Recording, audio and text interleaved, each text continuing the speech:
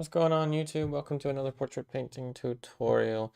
Today we are going to talk about painting sunlight and a little bit of a cheerful expressions. So let's go ahead and run the footage.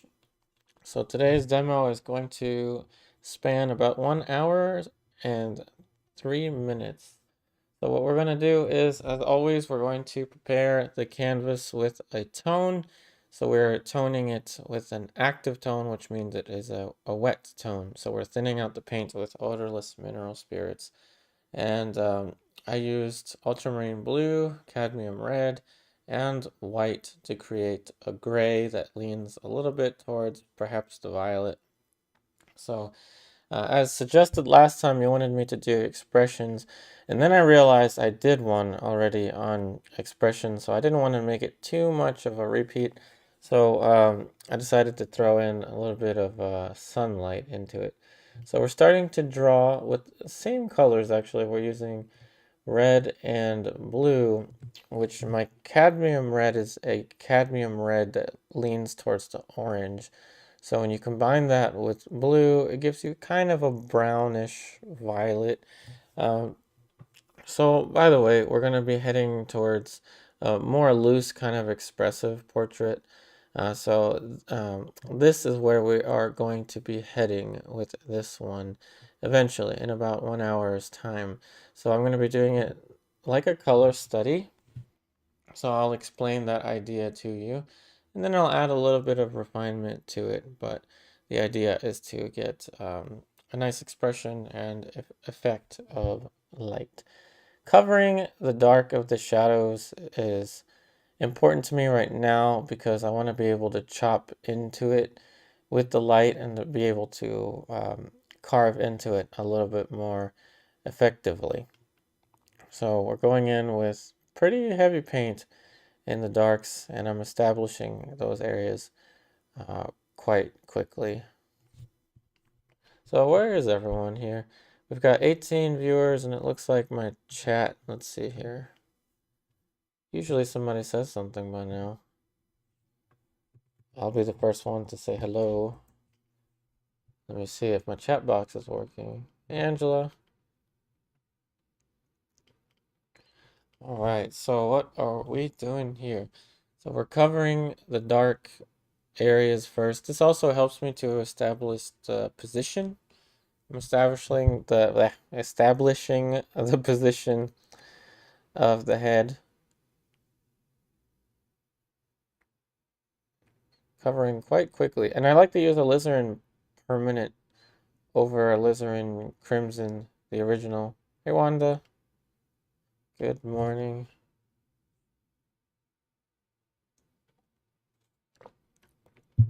So we're going with Ultramarine Blue and white.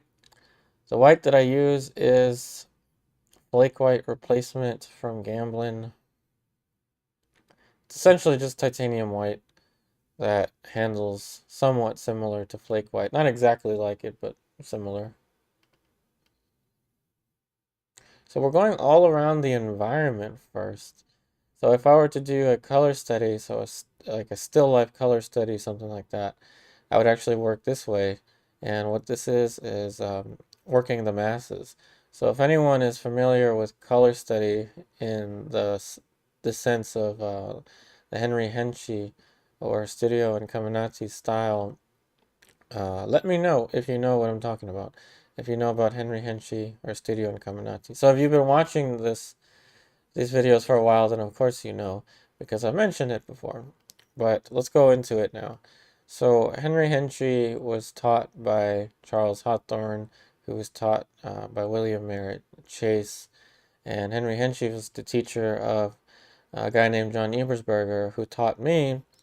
And Henry Henchy was also a teacher of Nelson Shanks when it comes to color study, and he was the teacher, the guy that got Studio and Caminati started, and that's where I studied back in 2011. So the idea is to, number one, forget about any kind of theory that you may have in your head. Forget about color theory. Just keep the basics in your head, right? Complementary colors. Sure, keep that in your head. But the idea is that you're working with big spots of color, big spots of color, and you're looking at these colors in relation to one another. So that's why you have the colors stated all around, and that is stating the masses. Hey, legendary noob, what's going on, hippie artist? You're watching from Texas. There's a shutdown because of ice on the roads. Wow, ice on the roads in Texas. I would not have guessed that. Wow. Well, hopefully you will be safe. Hopefully everyone is safe over there by the icy roads.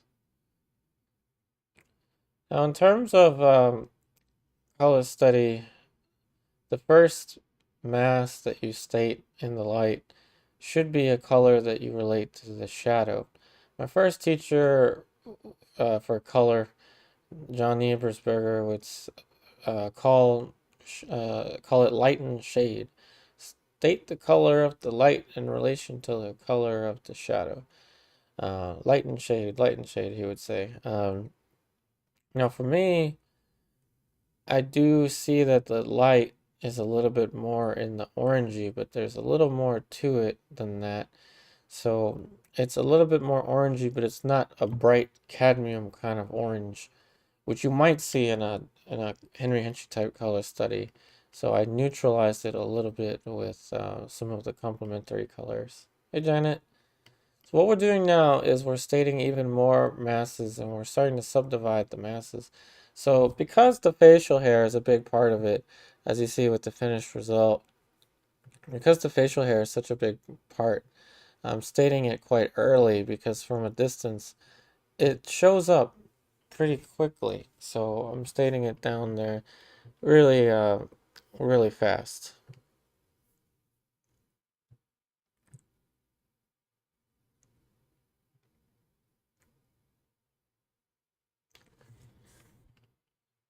And I switched brushes, as you might have noticed. So for the facial hair, I have switched a brush.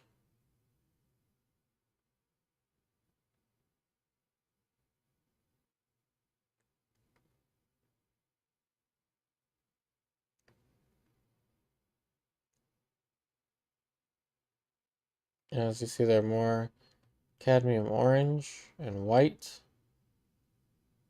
And I'm letting it mix with what is already on the canvas. Now, the color study in the sense of Henry Hinchy and Nelson Shanks, well, let's just talk about Henry Hinchy. They would work on a white panel, outline briefly with charcoal, and then go in with palette knife. The idea is that palette knife, it allows you to have more pure colors. I'm going in with a brush, which is what they would do at Incominanti, but they would go in with a dry tone instead of a wet tone, like what I'm using here. So that's some key differences there.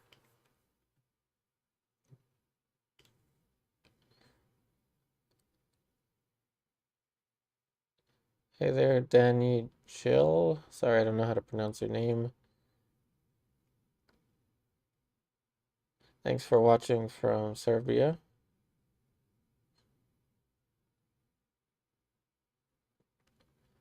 Now we're throwing in some dark accents. Hey, Margaret.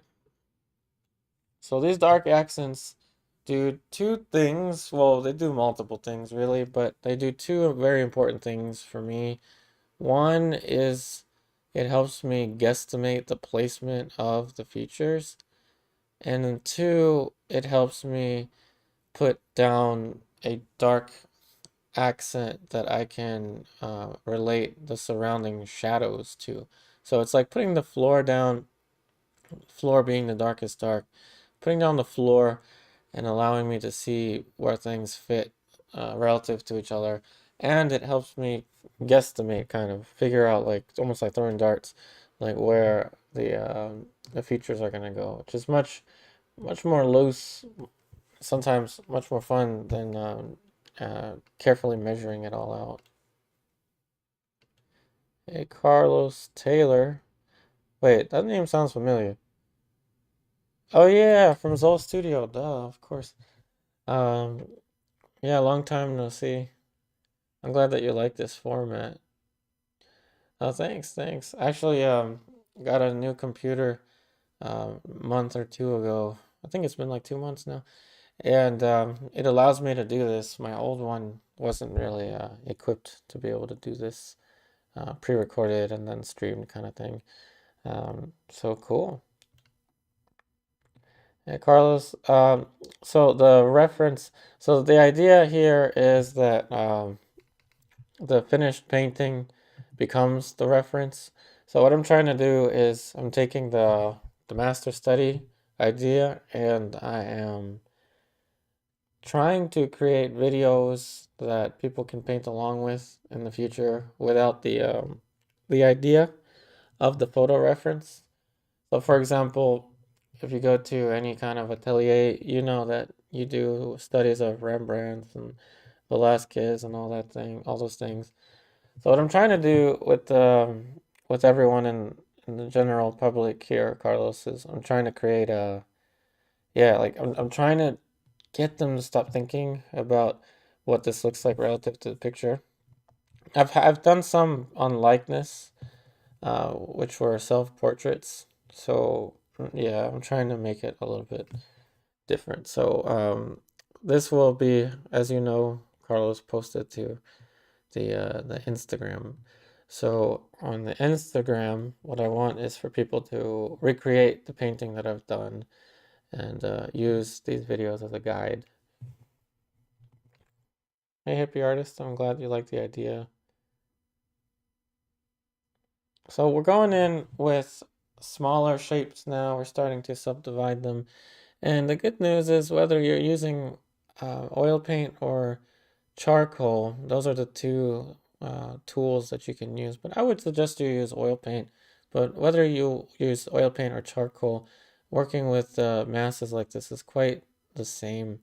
Now for the mouth, as you see there, it's a very simple, almost like a square with the dark part of the square on the top, and then the bottom lighter, and then a darker shape underneath of it. So this is giving me kind of a little bit of a sense of volume. And this should be at some point, with depending on the way that the paint flows, at some point they should give kind of like a cheerful kind of sense to it. Cheerful meaning here, points of expression here, here, and then here. So the fact that he is in the sunlight and you're not going to be seeing a lot of detail, yet to make him look cheerful is quite a task. But it's a task to prove that it's not a lot of details. It's the things that you see here.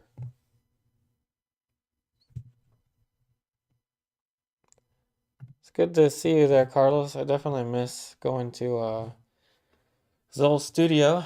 I don't know if you know, Carlos, but I moved to Alexandria. So I'm streaming to you from Alexandria, Virginia. That's why I haven't been going to Zoll Studio or anything in Baltimore because it's like an hour and a half or sometimes 2 hours away now. But eventually I'll make the road trip down there. Now we're putting in the side of the nose, side plane of the nose, throwing in a color change there, a little bit more towards the pink. And we're throwing in a reflected light for the bottom of the nose.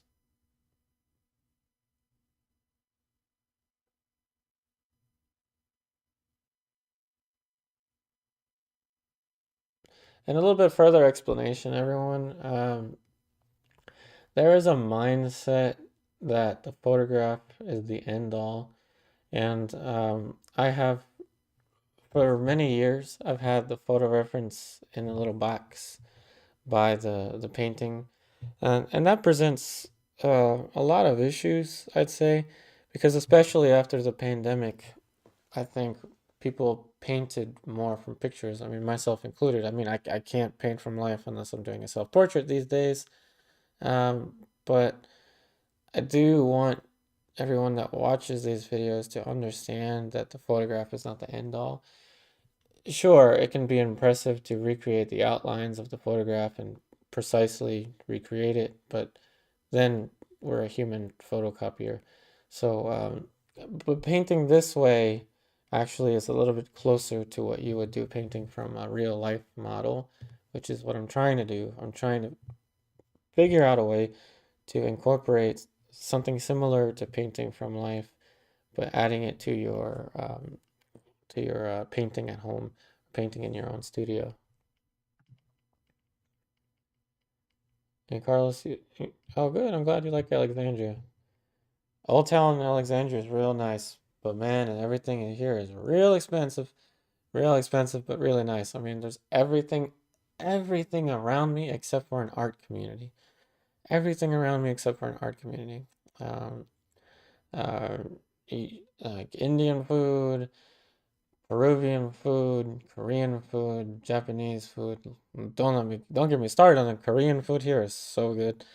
There's like any type of food that you can think of, this place has. On top of that, tons of traffic. Hey Julie, I'm using bristle brushes. That one right there is a cheap one, an old cheap bristle brush. I think it's a Princeton bristle brush from like who knows 2000 and who knows what. Um, However, I typically like to use Silver Brush Grand Prix bristle brushes. They do take a beating pretty nicely. Bristle brushes are nice because they hold a lot of paint and they don't shovel the paint around as much as some. But typically, I like to use Silver Brush Grand Prix. Like what you're seeing right there, I switched brushes. That's a Silver Brush Grand Prix size 4 extra long filbert. Hey Hades. Yep. Contrast, contrast, and contrast. You name it.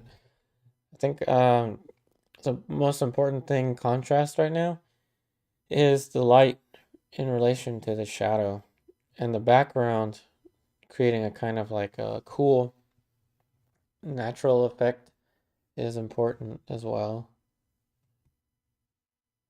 Notice that one side is green and the other side goes more blue. And that's color study for you. Not everything is going to be the same. Every plane change is a color change. It's typically what they mention in color study.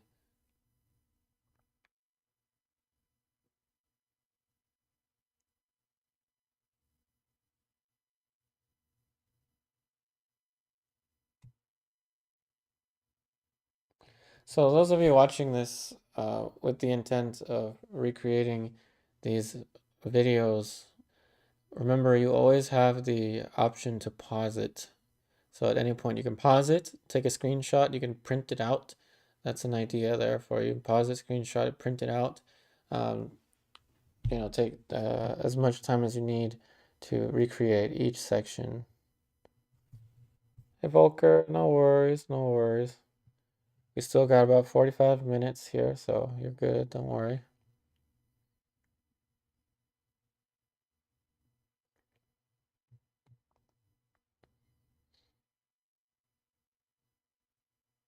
Now we're throwing in an earring, which is kind of fast. It's a little bit faster than probably should have done, but it is an important compositional element, so we're throwing in the earring.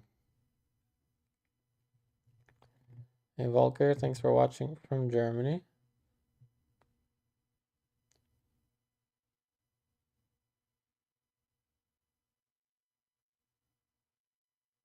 All right, so now let's ask a question for everyone, and let's say, I don't want to keep asking the same questions all the time. Let's say, how about this?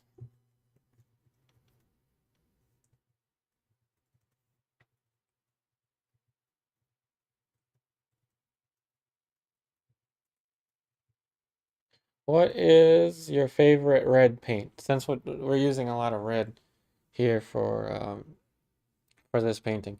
What's your favorite red paint?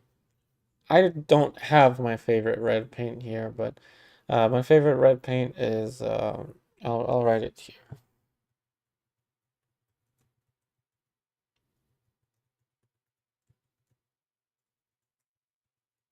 My favorite is Cadmium Red Medium from Gamblin. And it's my favorite because it's, from what I've experienced, it is a perfect in the middle red where the other ones tend to lean too blue or too orange. However, if some of you have tried genuine vermilion, that probably might be your favorite. But let's see. Some of you might like alizarin, some of you might like quinacridone, some of you might like, who knows. What's your favorite red paint?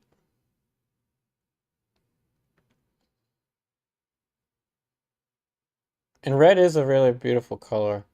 I think it's been with us since antiquity. I think in the past it used to be made from beetles.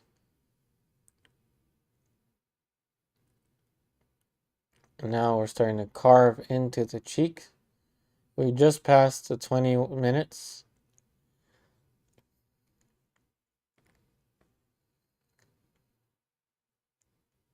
So it's a lot to ask for 20 minutes in a painting, but I'm trying to demonstrate to you a more kind of like freeing way to work. The more free you are, uh, ironically, the faster you will be.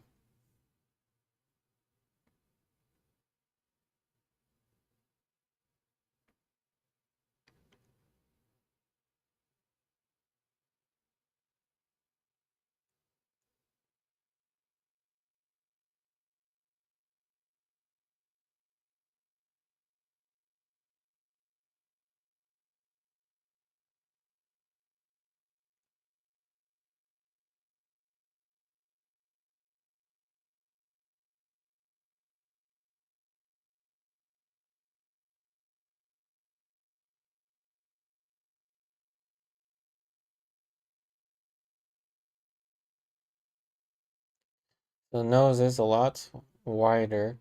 We put in a little bit of a correction with the angle of the nose. Make sure that it's more straight, adding the contrast. I guess no one likes red paint. What's going on, everyone?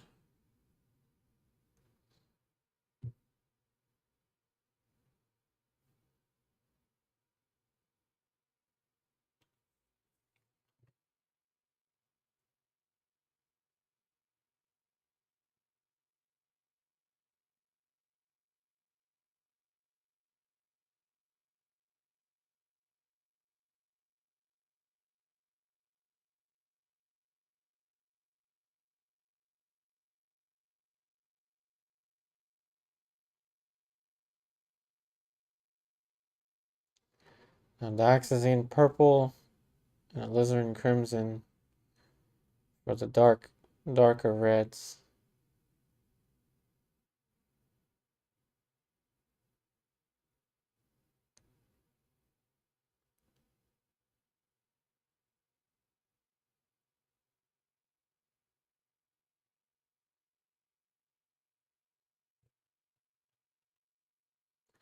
And I like to use Dioxazine Purple with Alizarin for the darkest reds because Dioxazine Purple is really dark, so is Alizarin, but Dioxazine Purple has more red in it than, say, Ultramarine Blue. I could have used Ultramarine Blue and Alizarin, but the Dioxazine Purple gives me more of the red, and it also helps to contrast with the orangey of the skin tone, which is orangey yellow. As you know, yellow is the complement of purple.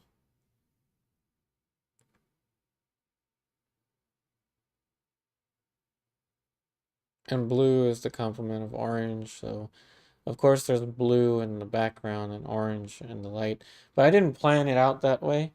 Like I said, I didn't think too much about color theory. It just happened to work out that way.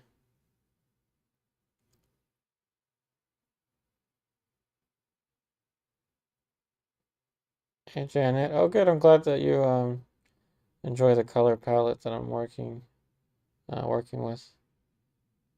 It's very simple. It consists of the primaries and the secondaries. There's two yellows, there's two reds, there's two blues, there's only one orange, only one green, and only one violet. And then there's white. Hey Volker, your favorite red paint right now is Cadmium Red Light by, I don't know how to pronounce that one, but at least it's typed down there for us. Let's see. They call it study quality, but it's high pigmented. You'd say it's mid-range quality. Cool. Awesome. Paint brand that I haven't heard of there.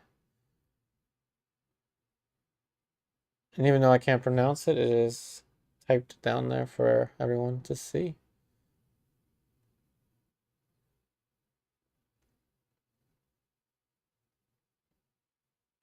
Thanks for answering that question.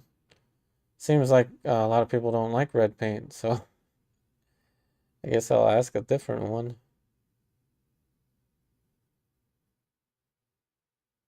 There we go. Now we're starting to put the expression.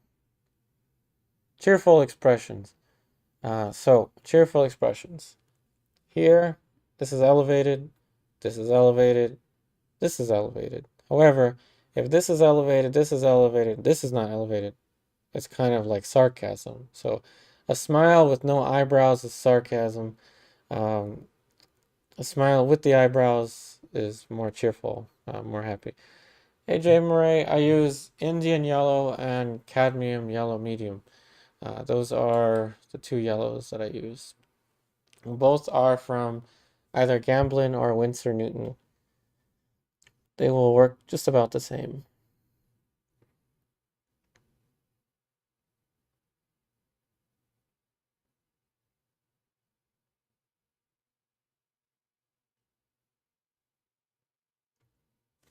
All right, let's ask a simple question now. For well, let's see. Yeah, let's ask a simple question. So, let's see. How about the one I typically start with? Because my answer actually changed. So where in the world are you all? There's only about 20 of us here, which is kind of half of what we usually have. So I guess, I don't know. That's the way it works with YouTube. So where in the world is everyone?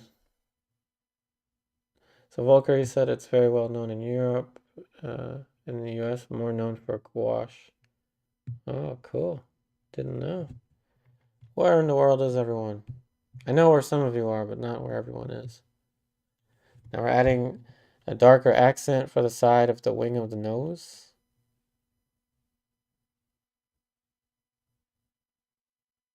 And we're adding a little bit of a blue to the corner. Hey, Javi Jav. Oh, thanks for watching from Chicago. Must be really cold over there.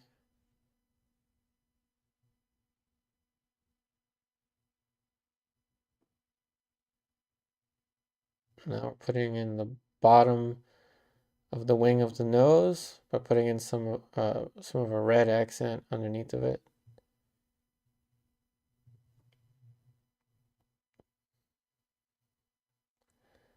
And another darker accent. AJ Murray. Cool. Thanks for watching from Northeast Tennessee. Janet from Massachusetts. I don't know how to pronounce the first one. So that means I think there's a lot of Sargent paintings in Massachusetts somewhere. Hey, hippie artist from Granbury. What's that? Oh, so Julie from California. Javi Jav 7 below. Wow. I don't even know what the temperature is like outside. I haven't been outside all day. What's the temperature outside? It's 41 degrees outside. 41 degrees and raining. So 41 degrees outside in my area and raining. Though I haven't been outside all day. Now we're adding more red to the reflected light to contrast the blue across the facial hair. So to give more of a contrast with the light and a more of effective sunlight.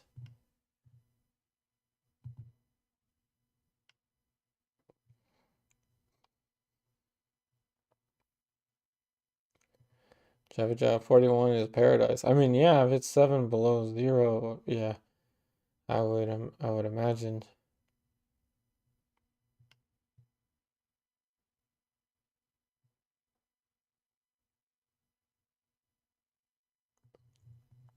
Now we're adding a little more structure for the lip, a little bit of light for the upper lip. I miss when it was like 71. I like somewhere between the 70s and the 80s.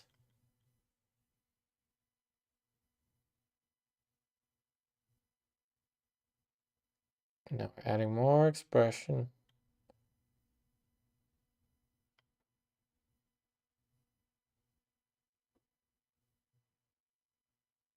And we just passed the 30-minute mark.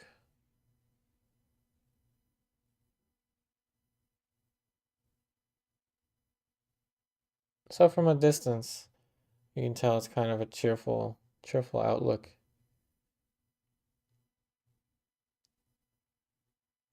Now we're adding more color contrast, some more orangey colors.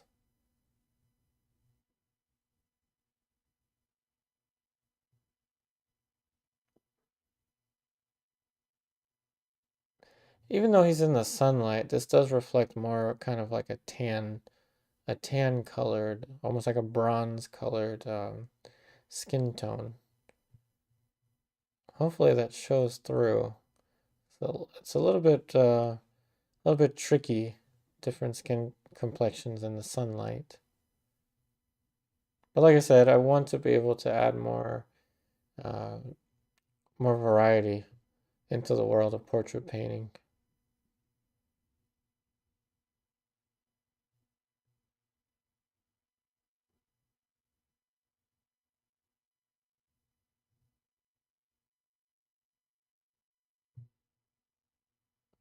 And now we've got a palette knife. So we're adding straight white and then mixing into it with ultramarine blue. See how you can mix right onto the panel? Which, by the way, that is a linen canvas that's glued onto a wooden panel. I didn't do it myself, I bought it that way. It is a Centurion brand.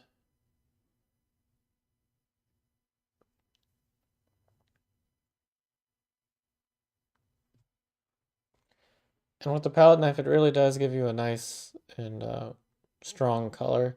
But you don't want those strong colors everywhere. But in the areas you do want them, this is how you can do them.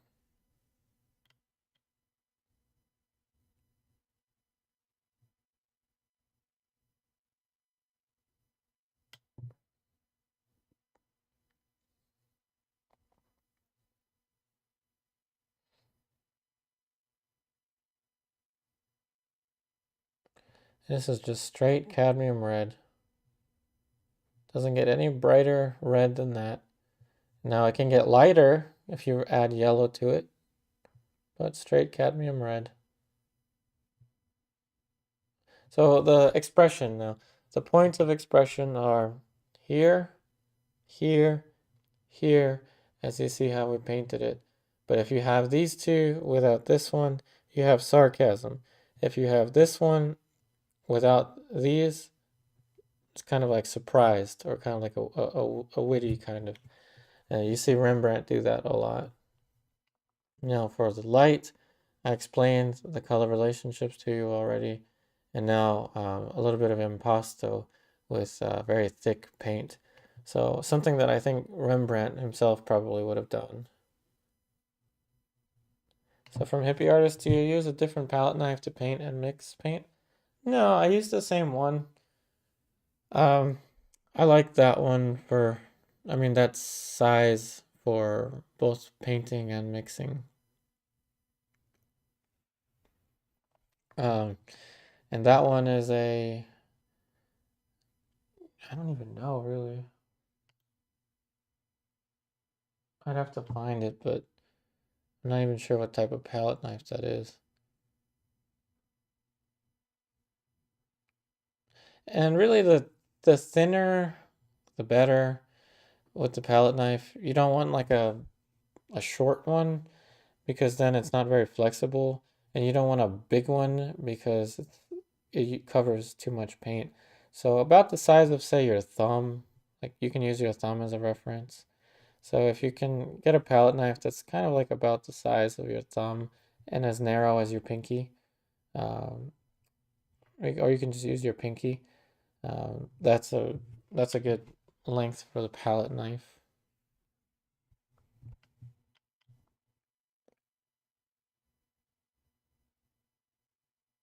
You can even use those like $2 plastic ones.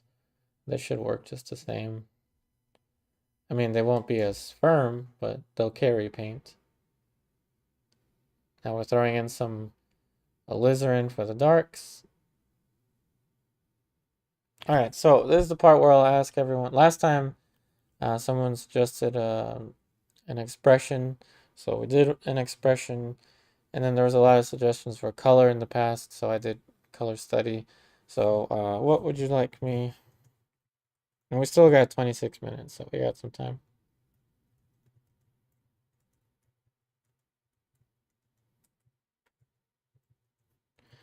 What would you like me to talk about next time? And we've got about 20 of us here.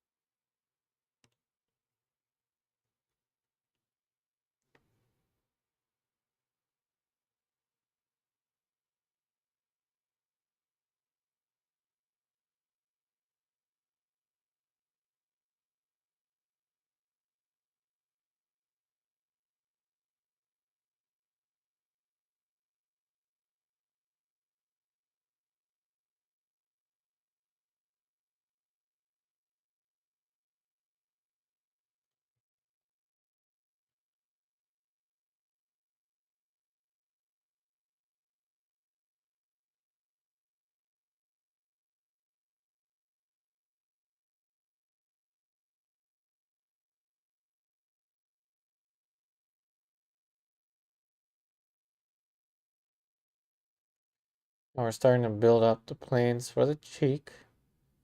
The cheek is going to be rounded out now.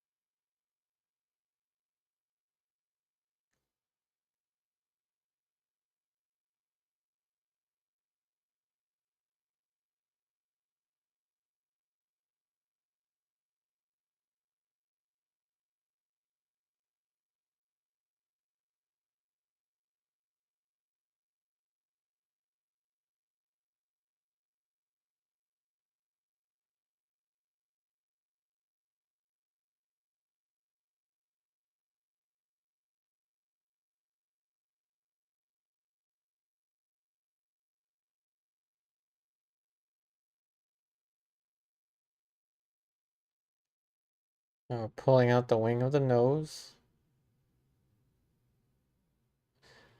And this is the part where we're going to start to subdivide the planes a little bit more structure.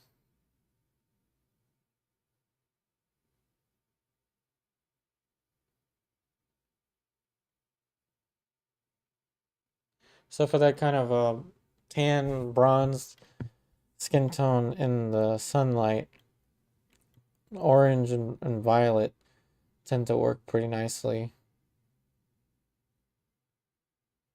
Now we're rounding out the structure for the nose. And the thing is, whenever you look at a finished painting, we're talking about portraits mostly, but whenever you look at a finished painting, are you really thinking of the photo reference? So if you're looking at I keep saying Rembrandt, but if you look at a Rembrandt, are you really thinking of the photograph of his model? You're probably not. You're looking at pretty much the pieces of paint that seem to give the illusion of reality. So I'm trying to get you to think more that way as opposed to the reference. Hey Jay Murray, you were interested in let's see, interested in how you told us about color and how other artists use color. Would be interested in more information on color and how to use it. Okay, okay. From Legendary Noob, let's see. Do you have any tips for painting a child 4 to 5 years old? My only reference is a portrait photo with flash, which is so difficult to paint. Made her look older. Uh, let's see, would appreciate any tips. So for Legendary Noob, I used to create videos of how to paint portraits of children, and then YouTube changed their policies. So it gets, let's just put it this way. YouTube is not friendly towards portraits or even images of kids. Popular YouTubers get away with it all the time because they're popular YouTubers and they've got enough views that they don't care if they lose money for one video or another.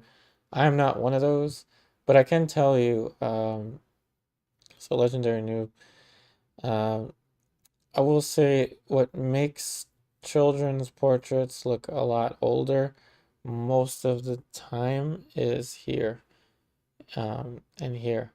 So yes, kids have really puffy cheeks, but if you overdo this, it will make them look like they're teenagers. So be very careful with that. And I'll see what I can do, Legendary Noob. I mean, I could use a old master like Sargent has pictures of kids, right? Paintings of kids. I could probably get away with that. It's a painting. I mean, it's not, you know what I mean? Like, I'm gonna keep that in my mind. So I don't know if I can title it Kids Portraits, but I'm gonna keep that in mind. There's a Sargent in particular I'm thinking of where he painted a kid. So I could probably do that one.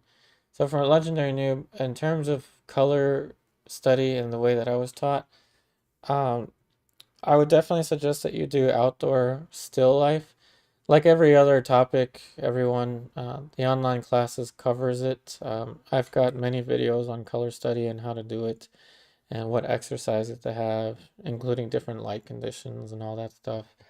But if you can set up a still life outdoors or set up a still life since it's winter time almost everywhere that everyone's watching here, set up a different still life in different color conditions. Um, and then you can do that. Let's see. So from Volker, I'm in the color mixing period. I would like to hear about the advantage, disadvantages of a limited and extended palette. Okay. I had an idea of do another limited palette demo. For my online students, we're doing 3 colors. Well, basically 2, but burnt sienna, ultramarine blue, and white to paint a Rembrandt. But I might do that with someone with a darker skin complexion than Rembrandt. So from Amanda, so great to hear about how to paint looser and vary the edges in a painting. Oh, good comment there. I don't think I've mentioned edges once in this one. So how to paint looser.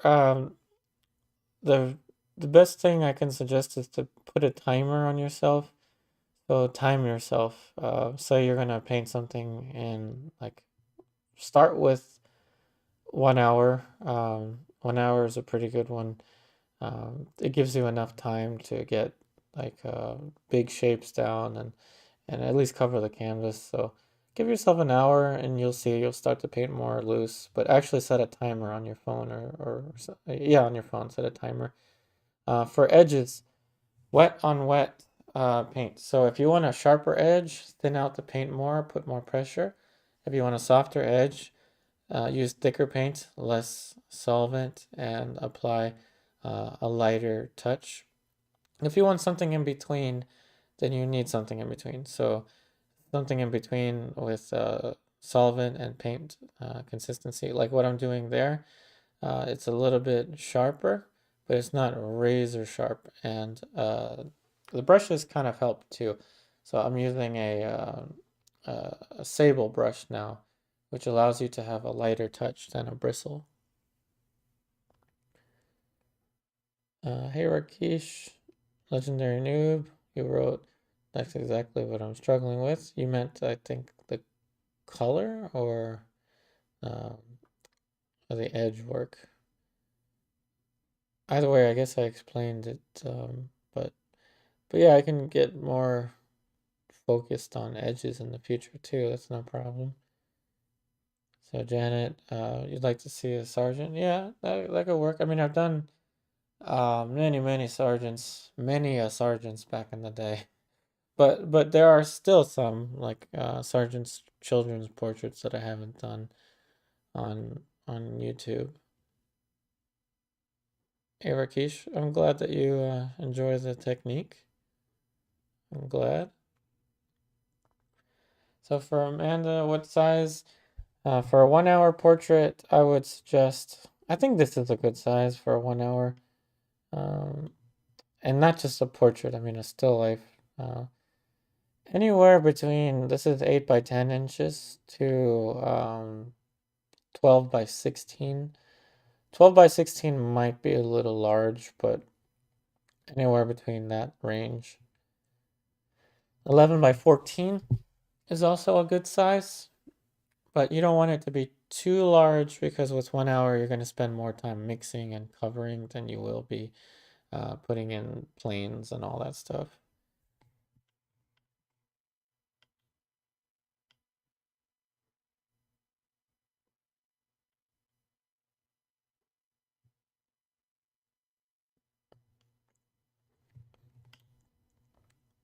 And thanks for the comment, Rakesh. Thank you. I'm glad that you enjoy the technique. Now we're adding in a little bit more light for the eyes.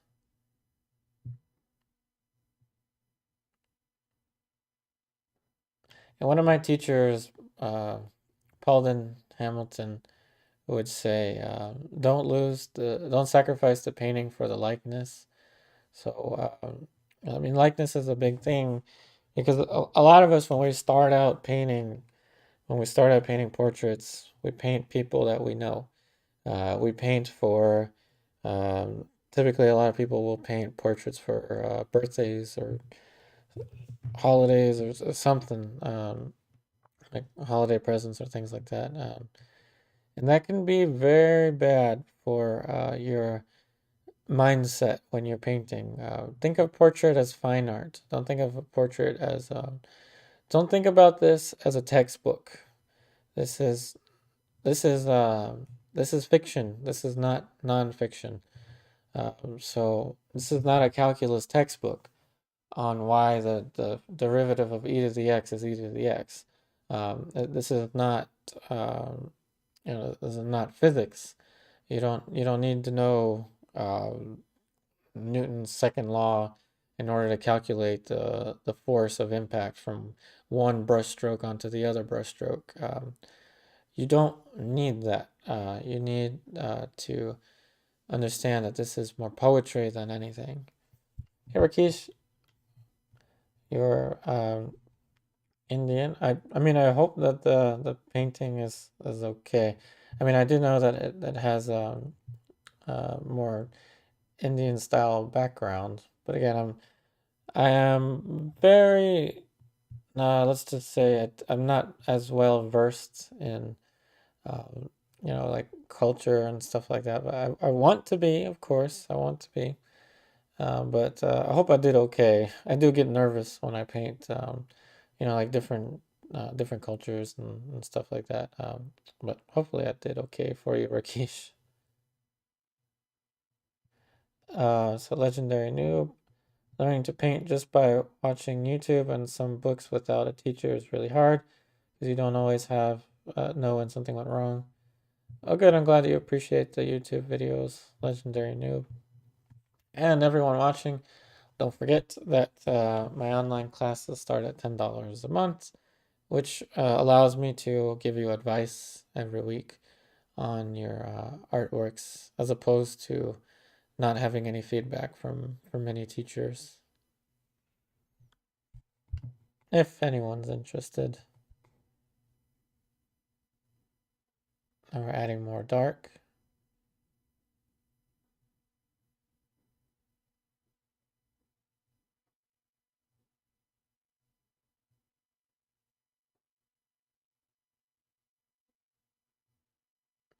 And the last 12 minutes is going to be just further refinement of the face, the beard, not so much the eyes, but the areas around the nose and the beard.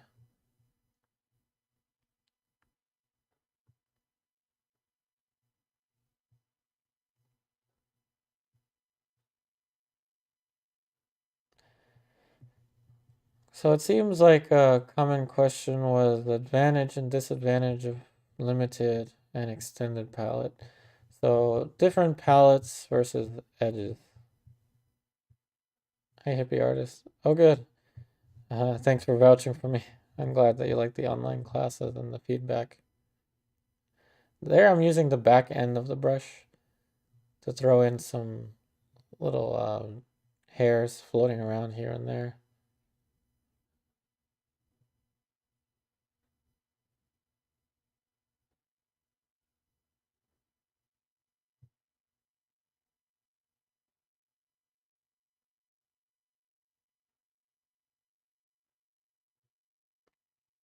So you can use the back end of the brush.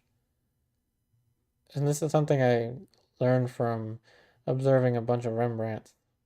You can see where he uses the back end of the brush.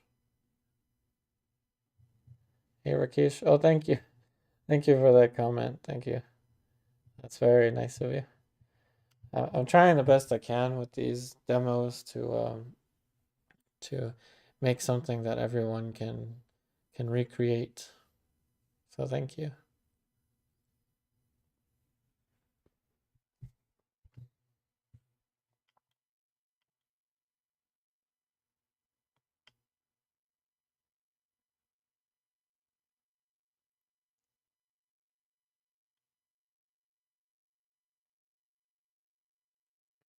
Now we're putting in more of kind of a more flat surface around the facial hair.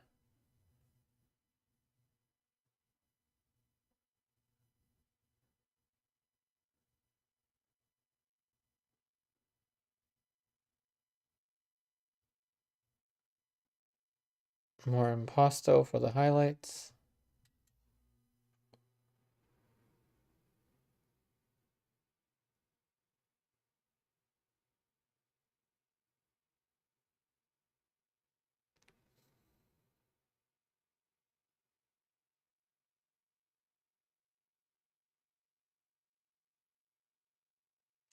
And I remember I deliberately make his nose a little bit more pointy. And this is something that I do change that a lot because I do have a very round nose. So I try to avoid giving people a rounded nose like mine. So I did that one on purpose. Now we're adding the lighter lights on the cheekbone.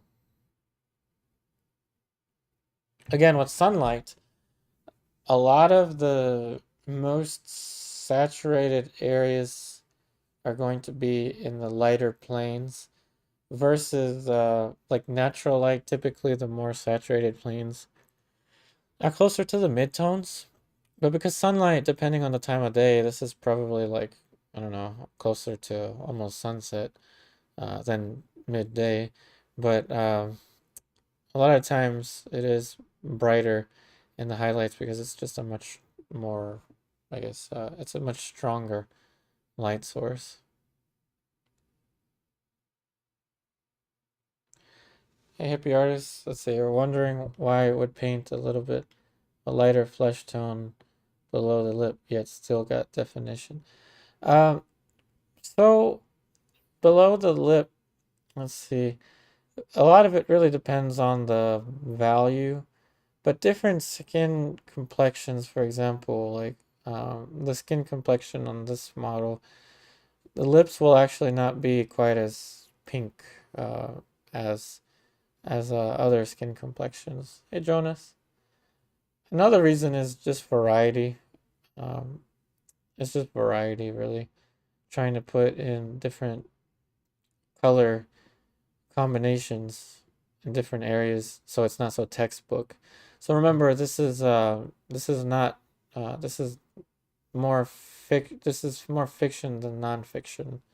This is more poetry than say like even though there's a word tutorial in it, you want to think of portrait as fine art, not so much as a literal description. Hey Jonas, oh good, I'm glad that you like the portraits and the how to paint sunlight. Well, hopefully by now those light accents on the face contrasted with the shadow shape and the midtones. By midtones I mean the say the cheekbone, the dark underneath the chin, which I don't know how to describe it. It's like a mix between the facial hair and the skin tone. But hopefully all the contrast there gives you a sense of sunlight now. And even more blue to contrast with your orange there.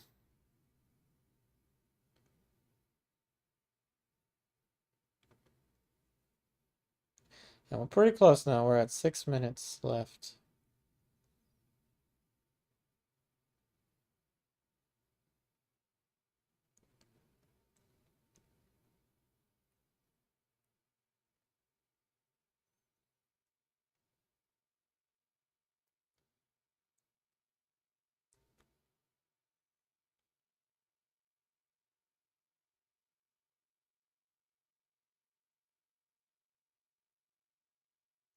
My suggestion with everyone in terms of palettes is if you're just starting out, a limited palette is easier because you're not worried about color relationships and things more complicated like this. Um, but if you got some more experience, then definitely using a more full palette will help you. This palette is somewhere in the middle. So this palette is, I think, easier. Um, well, I know it's easier than using like a 22 color palette. And in some sense, it's actually easier than a more limited palette because you have more options on how to use it. And a lot of times people will say, think about the palette as keys to a piano. So, not that I know anything about a piano, and I'm assuming the people that told that to me did know something about the piano, but I'm assuming that having more keys to a piano will give you more options in what kind of music you'll play.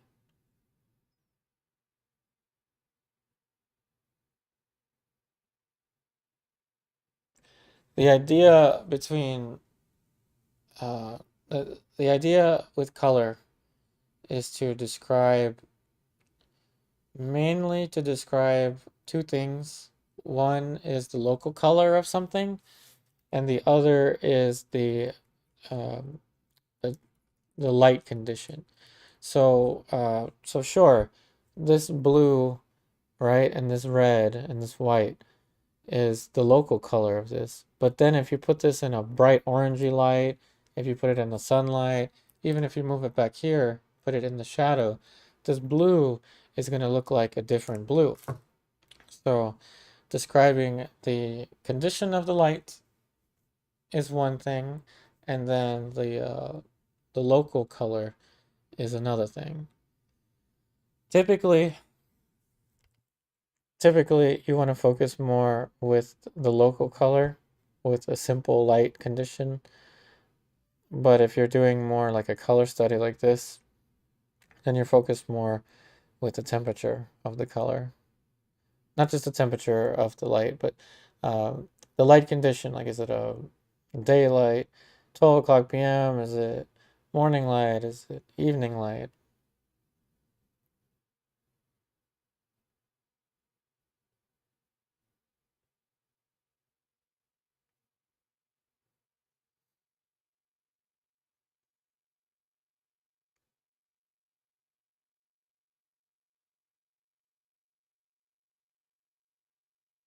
And just some refinement to the edges there. And the last 2 minutes is mainly just going to be edge work.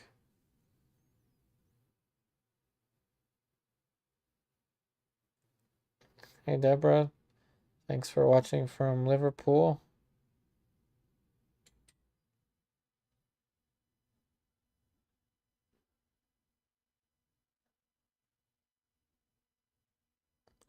And you see how I'm trying to get these edges to be almost lost.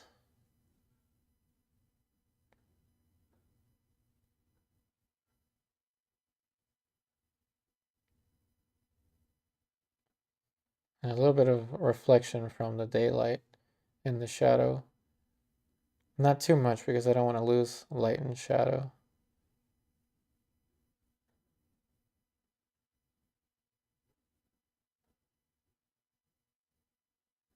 Now back end of the brush again. I'll use straight white and mix it into the paint.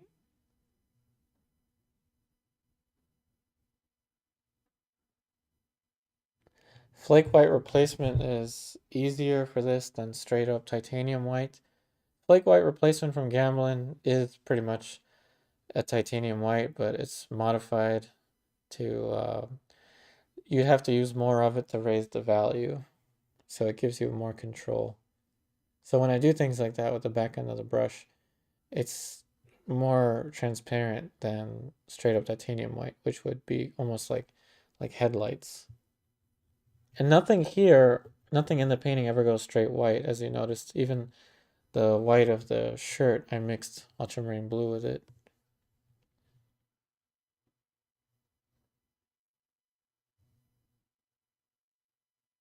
All right, here we are with last minute decisions.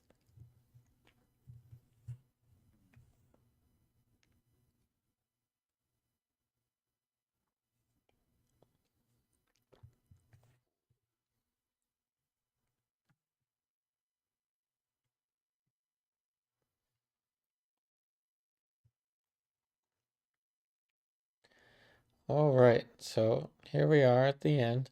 I'm just using the fan brush to kill off some of the glare. So if you run the fan brush in the direction of your primary light source, it will take away some of the glare. So there you have it. There is the end result for this one. The important thing to take out of this, remember, is your color relationships and points of expression for a cheerful expression here, here, and here. Now, obviously, I didn't go with a super cheerful expression because that looks kind of scary, doesn't it, in a painting? It just kind of looks weird if you have too much of a like smile. Like it's like, is he fake smiling? Yes, he is. So it just looks weird. So I try to avoid that with paintings. Hey, hippie artist, you wrote, since I paint slower, what is a good time frame for me to try and get it done by? Well, it all depends on you. I mean, for my online students, I usually say take as long as you need. Some have completed a project in a month. Others have completed it in a week. So it varies, but somewhere between a week to a month is usually a good time frame, I think, for anyone starting out. And yeah, a week is really short, so maybe like 2 weeks to a month or so. Or if you need even longer, I've had students take probably like closer to 4 months. I think they would update me each time with excellent results. I'm taking 4 months. And then the more you do it, the faster you will become. So let's do a little summary of what we did. So in the beginning, there was a blank canvas, and then we toned it, and then we sketched in the basic shapes, and then we went in with very broad, light, and dark shapes. Then we started to add the environment, and then we had different spots of color, which gave us our color relationships. Then we started to add even more spots of color. And you can see how those accents, remember I was saying those accents almost like throwing darts. The more you do this, the more you will feel out proportion. You don't have to measure it anymore, at least relatively speaking. And then we started putting in more shapes in the middle, and we set the environment. We set up the stadium, so to speak, for more development. And then we covered more light, and now this is the development. Now we start to add more stuff in the middle, pushing the contrast between the light and the shadow, also pushing the contrast between the warm colors in the light versus the really warm colors in the light versus the more kind of blue colors in the shadow. More refinement, threw in some more contrast with the palette knife. Let's see. Hey, Deborah. Oh, good. I'm glad you liked watching this suddenly come to life. Well, thank you. Hey, Rakesh. Yeah, I can explain the Zorn palette. Sure. I will say the Zorn palette. This cannot be done with the Zorn palette because the Zorn palette doesn't have a blue and it doesn't have a cadmium yellow. But once we get to the end of this, I'll explain it. So where's the key moment in all this? It happens right about here. So from this is like, well, how much time is this? This is, I don't know how much time this is. This is the 10-minute mark from here to there. So between the 10-minute mark and the 16-minute mark, we put in the stage for everything that was going to fit in it. Even though the nose was not in the right space, we put everything in so that we knew exactly where. See, not a lot of stuff changed from that 10-minute mark. All we did was we started to add to it, and that's when it started to come to life there. And then the rest is further refinement, and then we got to the end, which is the final result for the painting. So let's see. So about the Zorn palette. Oh, another question. Can you also use yellow lemon to mix with white? You can, but lemon yellow is more towards the greenish. But you can, of course, it'll get some effects that you might like as well. So Diego, you hate limited palettes. Yeah, there's some difficulty with limited palette that is actually not so bad with an extended palette. But so Rakesh's Thorn palette is it is white, red, yellow, yellow ochre, and black. So I'm typing this out for everyone that's interested in what we're talking about. So your red and your yellow ochre serve to be your orangey color. Your white and your red serve to be your pink. So the idea is that most skin tones are some version of orange and pink. No matter what the skin complexion, most skin tones are some variation between orange and pink. So because you have four colors there, white, red, yellow, black, yellow and red make orange, white and red make pink, black neutralizes things. That's why the Zorn palette works with most skin complexions. In natural light, though, you cannot get a bright sunlight like this with the Zorn palette, nor can you get a more kind of cool color like we did a couple videos ago with the Zorn palette, because you don't have a blue, you don't have a green. So there's to show, yes, the Zorn palette is good, but there are limitations with it. And that's why the Zorn palette works, because it gives you the oranges and it gives you the pinks and it gives you the neutrals. So from Jonas, thank you. I'm glad you like it. I'm glad you like the painting. Hey Shavu, thanks for watching from India. I'm glad that you enjoyed this one. So I'm not sure what I'm gonna do next time, but it looks like common questions were common comments were Sargent, limited palette versus extended palette, edges, color mixing. So those are a lot of the comments, common comments here. So everyone, my schedule, so it's no surprise. This is my schedule. So everything in black is for the online classes. Everything in blue is part of the live stream tier in my online classes. Red right there is YouTube public live. So 10:15 a.m. Eastern Daylight Time every Tuesday is when we do one of these. And for the online classes, you get new videos. Beginner level is on Mondays. Intermediate to advanced is on Fridays. Every other week, we have a live Zoom chat to discuss what you would like me to do differently with the online classes, or just to talk with me. Wednesday is a behind the scenes, and Tuesdays is a virtual classroom video where I give students feedback on their ongoing artworks. So that is my schedule, so it is no surprise. So this is the point where I'll hang out and ask if there are any last minute questions.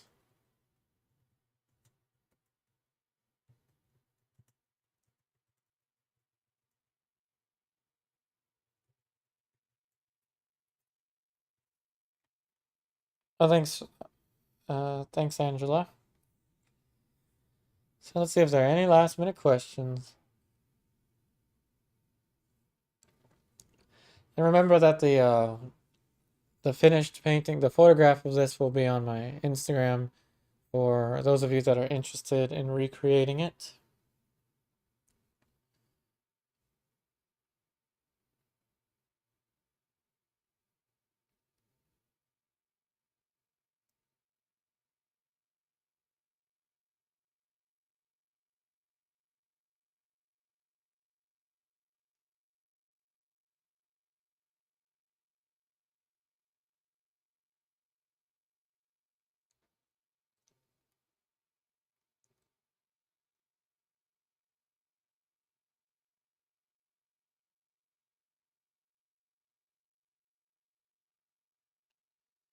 All right, from Jonas, when you paint Alla Prima, should you try and match the correct color right away? Good question, good question. With Alla Prima, I wouldn't try with any painting method, whether it's Alla Prima or a layered approach. I would never try to match, like color match. What I would do is focus on number one, the value. So first thing about the value is this value correct relative to the other value? Um, and then number two, is this color somewhat correct relative to the other color? Value is more important because color is more subjective. You can get the color a little bit wrong. Obviously, you're not going to paint him like bright green or bright purple. You can get the color a little different, and it will still work. But if you don't keep track of the values, that's where it can get difficult. So Jonas, what I would do is create a string of value. So notice how on the palette there's a light to dark, and yeah, there's some light in between it, but try to have an organization on the palette, and that will give you an idea of what color to use and where based on the value.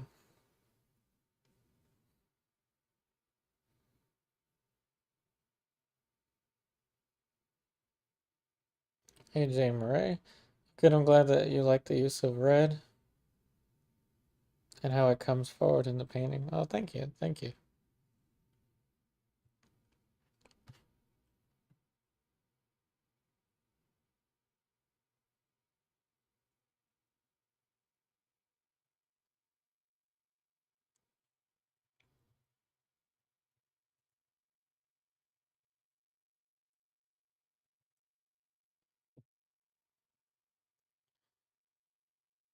Oh, good. I'm glad you liked the explanation, Jonas. Okay, so it looks like those are all the last minute questions. Thank you so much, everyone.